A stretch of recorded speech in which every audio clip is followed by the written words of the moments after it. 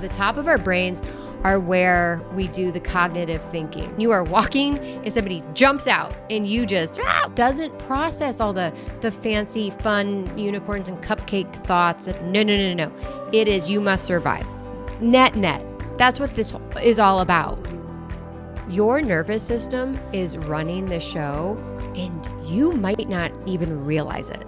I spent years wanting to go do certain things that I just didn't do and was like, why am I not doing this? Or there was other incidences where I didn't want to do something and then I totally did. And that is because it's our nervous system and it is a quiet but dominant force in all of our lives that we don't give credit to. And I can't imagine us not talking about that at this point because so much of future conversations will come back to how the nervous system impacts us because it is the people pleasing. It is the self-abandonment. It is the tap dancing to make others happy or to figure out how to rebalance the room. To understand it is to also be able to help guide it to better serve you in what you want to get out of life and to have more control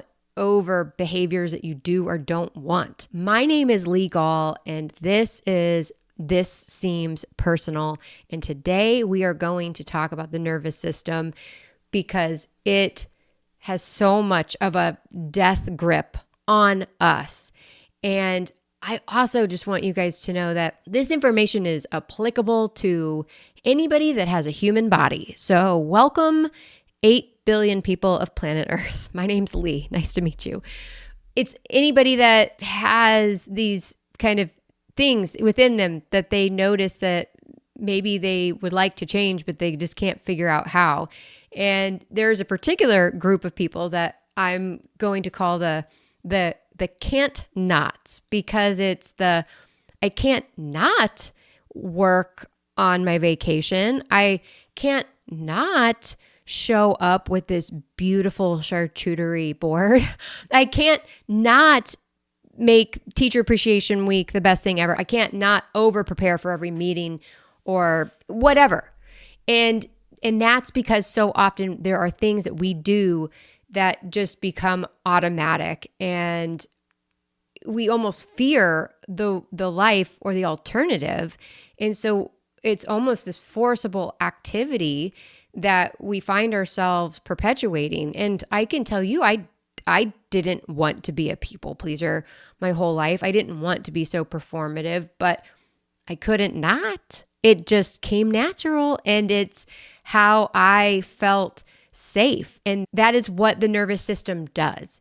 It is designed for our safety. So think back to primitive times when man didn't have the conveniences of air conditioning, housing, or pre-prepared meals or grocery stores, and they had to be out in the wild, in the elements, and our nervous system was designed to keep them safe. And we are talking about the little pricklies on the arm when they sensed a predator was nearby, or the barometric pressure changing, things that we don't have as much awareness of now because of modern civilization. But when we were coming online as humans, these were very important things. And the nervous system is what kept us safe and kept us surviving and made life manageable because it was picking up on those things. And now we're just kind of running on old software, and being late to a dentist appointment might feel, I don't know what it's the equivalent of, but something much more terrifying in earlier times. And to put this in perspective, at any given second, there are 11 million pieces of data coming into our world. 11 million. And when you think about just how large our bodies are and all the areas, like I have a pinky toe, I have a ring finger, I have a back of a neck, I have my top of my head. And you start thinking about all the clothes that are currently touching your body and then the room around you and all the things and the sounds. And, oh, I just had a memory. There's another feeling. And our brains only process 40 to 50. That's it. There's no comma or extra zeros. So our bodies are having to take 11 million pieces of data and whittle that down to 40 or 50 that our brain can process. So our bodies have some really big responsibilities and actually do 99.9% of the work. And yet we so often give focus to our brains because they are extremely important. But so often we assume that we are thinking creatures that feel, but we're actually feeling creatures that think. And there is a scientific study, and this is crazy to think about. There's a scientific study that shows that our body registers decisions, just moments, milliseconds, whatever, but before our brains. I mean, that's crazy, right? I say all that because it's extremely important when we are considering our lives and what we want to do and how we live them. So to explain this all more, I don't want to get too textbooky because like I'm not a professor, and this is intended to be fun and interesting and given to you in a way that actually resonates. So I'm going to tell you in the way that I learned, or really how my brain has processed it and held on. So you've got the central nervous system, and that is your brain and your spinal cord. So that's like the core. That's mission control. Houston, we have a problem. Central nervous system. And then you have your peripheral nervous system. And I'm doing spirit fingers for those of you guys that are listening, because it is the extension. It's the peripheral zone. It's your arms, your limbs, the rest of it. And everything is still going back to keep us alive and keep us safe. So within the brain, we have the limbic system specifically. And I'm going to use a visual example. So I have a funnel, and that's, so for those of you guys who are listening, I've got a funnel, and this is because the top of the funnel represents your brain. And because our brains are in an inverted triangle shape. And so the top of our brains are where we do the cognitive thinking. So as humanity has evolved, we have more cognitive powers. And the cognitive brain at the top of your head, that's where you do process time and distance and memory, and you have a much better understanding of how everything works. However, at the bottom of the brain, that's where it touches our brainstem, and it connects to the spinal cord. And the bottom of the brain is much more primitive, and the limbic system is at the bottom. And this is just kind of fascinating stuff, and I really want to focus on this because the limbic system is also kind of known as the lizard brain. And information goes up and down. So it's not just brain down. Information travels through this system and it goes back and forth. But the limbic system doesn't process all the fancy, fun unicorns and cupcake thoughts and time and processing and what was I really thinking. No. It is you must survive. It is get your butt out the door because there's a fire alarm going off. You have to know that as you're thinking about your nervous system, in that it's not the lovey-dovey, I'm thinking through this. It's the I must survive mentality. And it just, am I safe or not? And that's important because so often a little facial expression or sometimes a smell, there's little triggers that we respond to that we don't want to, and we do because it's our primitive brain, it's our limbic system that this information is traveling through. And it's all very fundamental and basic in nature.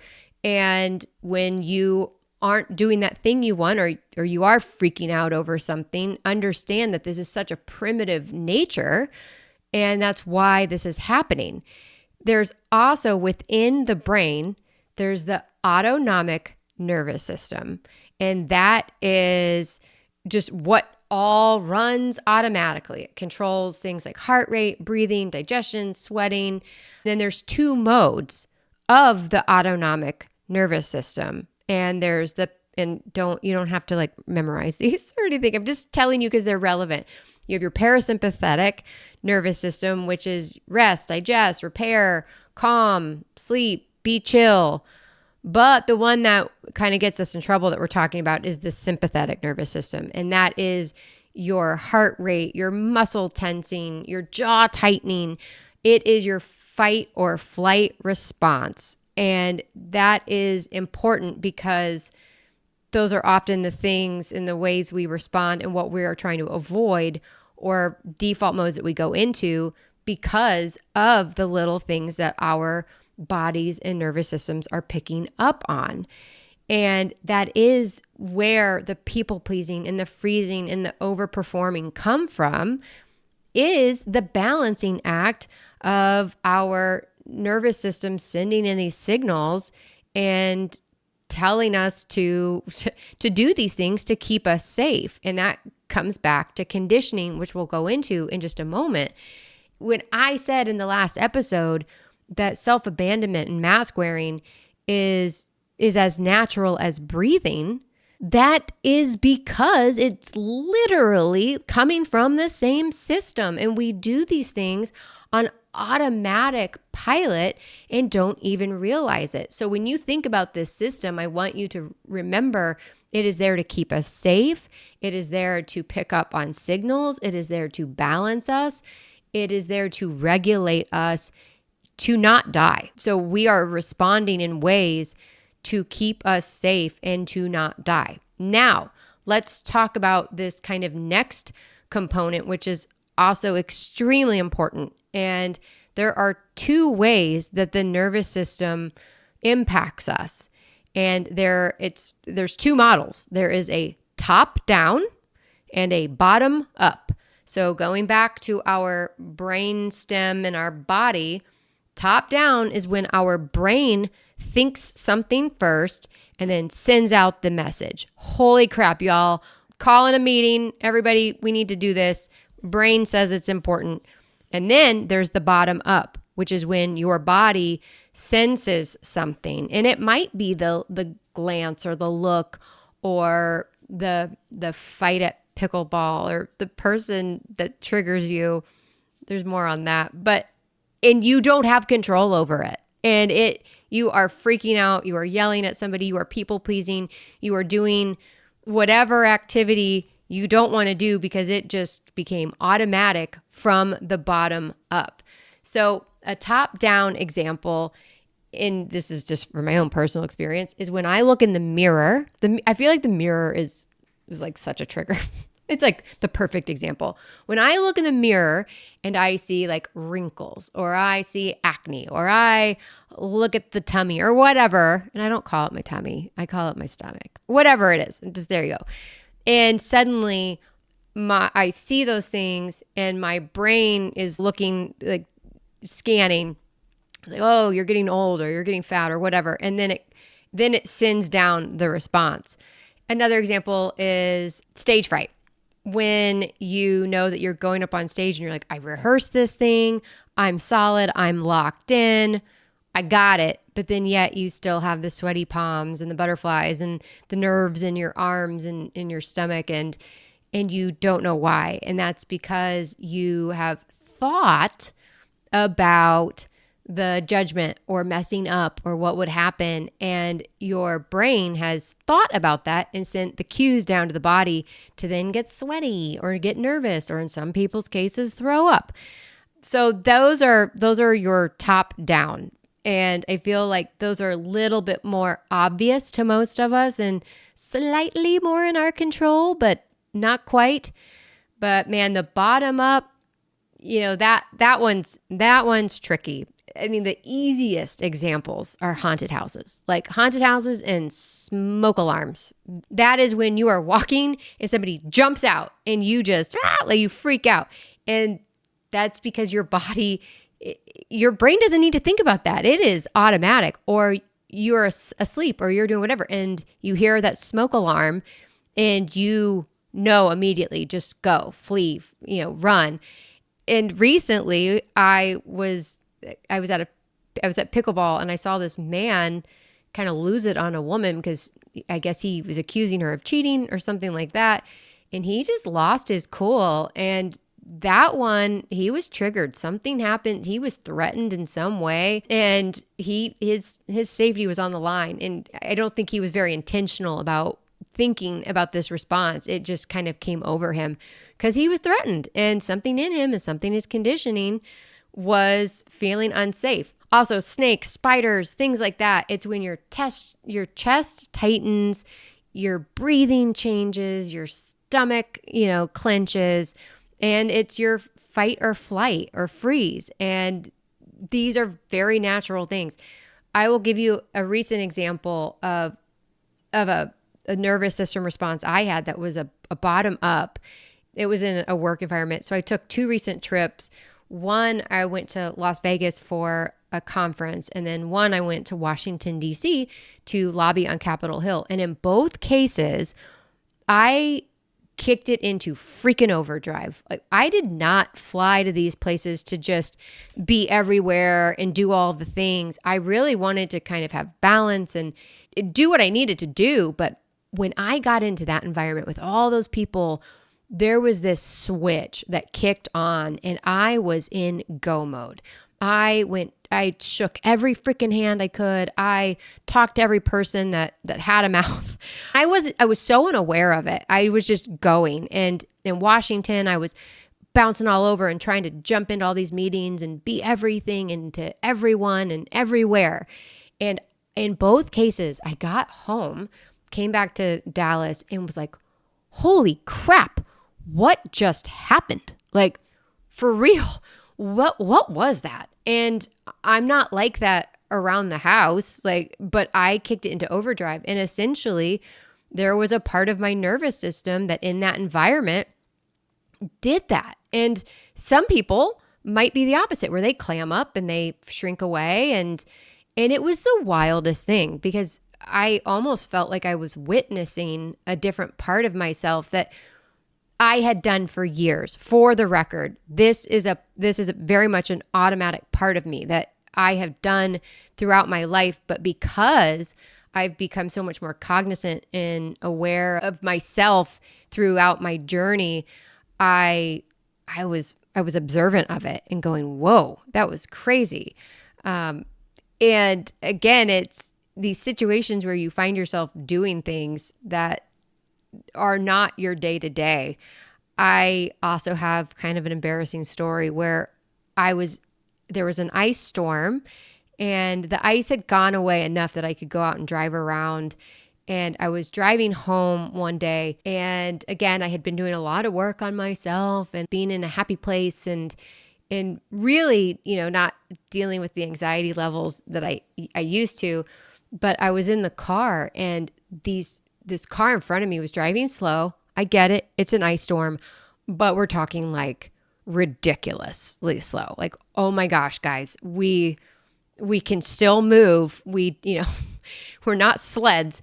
And so out of nowhere, I found myself getting so frustrated that I went around them only to realize that I needed to turn. And I was like, it was not really safe. And I thought, oh my God, Lee, what are you doing? Why are you having road rage, quote unquote? Why are you getting so frustrated in this situation? And even after all this work, like, why are you not more chill? Why aren't you in a better place? And that was an automatic nervous system response, like bottom up. And there was something triggering about this situation in the car and this person going really slow and being that got me. And it was wild to see this happen. And where does all this come from? I know, why are we like this? And it is because of conditioning. And in a different way of saying that, it's that our nervous system has a memory, but not a memory like a story, a memory like a state. And when we were growing up, I say we because it applies to everybody. It's what happened will dictate why the conditioning was what it was. So I'm not going to assume that everybody was wired in the same way as me. But others learned in childhood that you have to be easy or quiet or, getting approval, being likable, doing all these things. In some cases, it's overperformance. They got attention or love from their parents when they did their chores or when they were a good boy or a good girl and they got the straight A's. There are different things in our upbringing, and it's not just always parents. It's other significant figures or cultures, or just, as you think about your own life, think about all the major impacts that had an influence on your upbringing. And it's, what were they teaching? What was the message that I received as I was growing up that my body has held on to? And that often turns into people pleasing because there was conditioning around keeping the peace, making other people happy, not being too much, not being too loud, getting in trouble for talking too much. It's ways that you find that the authentic you is not in alignment with the environment that you are in, and it has to adjust to stay safe. So your nervous system is designed to keep you safe and keep you alive. And because we're running on outdated software, we are not worried about blizzards wiping out our family because we live on a plain in the tundra, or a saber-toothed tiger eating us. We are using that outdated software to read the physical signs and the faces and be likable. It's our memory of our nervous system that created a conditioning. And what that turns into is performing.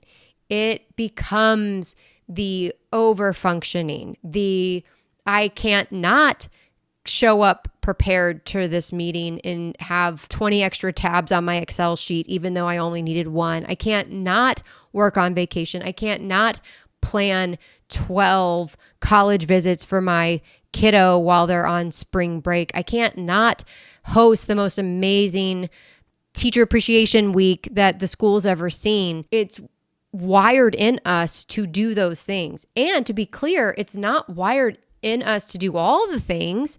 You might show up in a big way in certain parts of your life, but then not in others. So often, I think we sometimes think, well, I'm not all those things everywhere or all the time. It's just in certain areas. And frankly, it's the root of this conversation is, where are you extending yourself in your life in a way that is doing you a disservice? Net. That's what this is all about. It's, what are you doing that you've been conditioned to, or that has become automatic, that you don't want to do anymore? And we learn from a young age that we need to be likable and lovable, and our system teaches us how to survive, but we never learn how to turn that back off, or we never learn that the software is outdated. And so we need to figure that out and rewire ourselves to be more aligned with what it is that we want to do authentically. And that's what this is all about. And we will be talking more about that in future episodes. Today, I wanted you to have an understanding of what the nervous system is and how it is impacting you, because it's not sabotaging you. It's just protecting you with outdated information. And the moment you can understand how this all works together is the moment that you can get more control of your life and live the way you authentically want to. So my name is Legal. This seems personal. If you're enjoying this information, please follow me on whatever platform you are listening to this or watching this information. And if you'd like to work with me, you can go to legal.com. That's Leigall. Yes, I know my name sounds like legal. So not to be confused with legal, it's legal.com. And I do speaking and coaching and would love to help you or your teams kind of figure out what makes you tick and get you back on a path that makes you happy. So thanks for watching. Thanks for listening. I'll catch you guys later. Bye.